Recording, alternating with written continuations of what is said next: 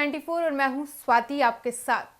केंद्रीय गृह मंत्री अमित शाह ने लोकसभा चुनाव से पहले आज एक बड़ा ऐलान किया है। जो आपको बता दें कि नागरिकता संशोधन अधिनियम को लेकर आज अमित शाह ने बड़ा फैसला लिया है और साथ ही उन्होंने विपक्ष को भी निशाने पर लिया है। तो चलिए एक नजर पूरी खबर पर डालते हैं। केंद्रीय गृह मंत्री अमित शाह ने नागरिकता संशोधन अधिनियम यानी कि सीएए को लेकर बड़ा ऐलान किया है। अमित शाह ने कहा है कि चुनाव से पहले पूरे देश में सीएए लागू किया जाएगा। अमित शाह ने कहा कि मैं साफ कर देना चाहता हूं कि सीएए किसी व्यक्ति की नागरिकता नहीं छीनेगा।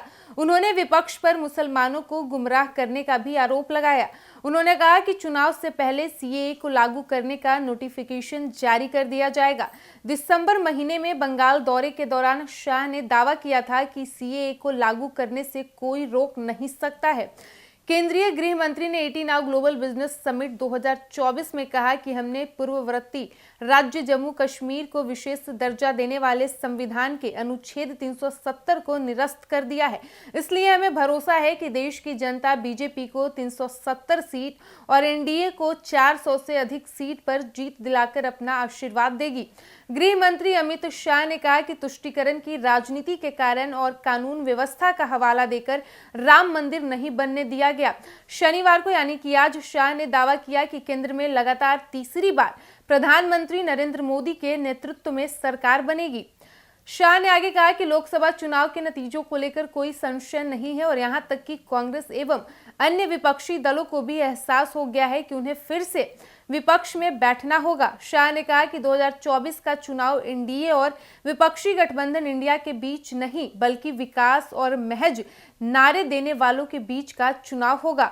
उन्होंने कांग्रेस नेता राहुल गांधी की भारत जोड़ो न्याय यात्रा के बारे में पूछे जाने पर कहा कि नेहरू गांधी वंशज को इस तरह की यात्रा करने का कोई अधिकार नहीं है, क्योंकि 1947 में देश के विभाजन के लिए उनकी पार्टी ही जिम्मेदार थी। एक बार फिर से बता दें कि केंद्रीय गृह मंत्री अमित शाह ने नागरिकता संशोधन अधिनियम को लेकर बड़ा ऐलान किया है। अमित शाह ने कहा है कि चुनाव से पहले पूरे देश में सीएए लागू किया जाएगा। अमित शाह ने कहा कि मैं साफ कर देना चाहता हूं कि सीएए किसी व्यक्ति की नागरिकता नहीं छीनेगा। उन्होंने विपक्ष पर मुसलमानों को गुमराह करने का भी आरोप लगाया। उन्होंने कहा कि चुनाव से पहले सीएए को लागू करने का नोटिफिकेशन जारी कर दिया जाएगा। दिसंबर महीने में बंगाल दौरे के दौरान शाह ने दावा किया था कि सीएए को लागू करने से कोई रोक नहीं सकता है।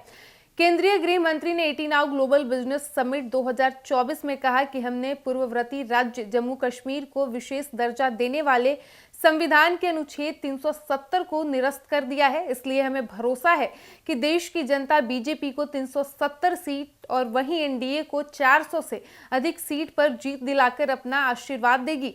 गृह मंत्री ने कहा कि तुष्टीकरण की राजनीति के कारण और कानून व्यवस्था का हवाला देकर राम मंदिर नहीं बनने दिया गया।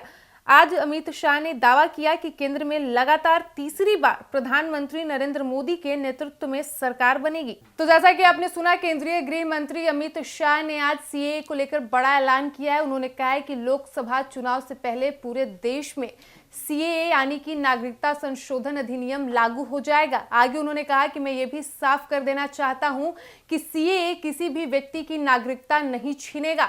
वहीं उन्होंने विपक्ष पर मुसलमानों को गुमराह करने का भी बड़ा आरोप लगाया है। फिलहाल इस वक्त की खबर में इतना ही और ऐसे ही तमाम खबरों के लिए बने रहिए हमारे साथ। वीडियो पसंद आया हो तो वीडियो को लाइक करें, शेयर करें, साथ ही हमारे यूट्यूब चैनल एक न्यूज 24 को सब्सक्राइब कर ले। यदि आप हमें फेसबुक पर देख पा रहे हैं तो हमारे फेसबुक पेज को भी फॉलो करें। धन्यवाद।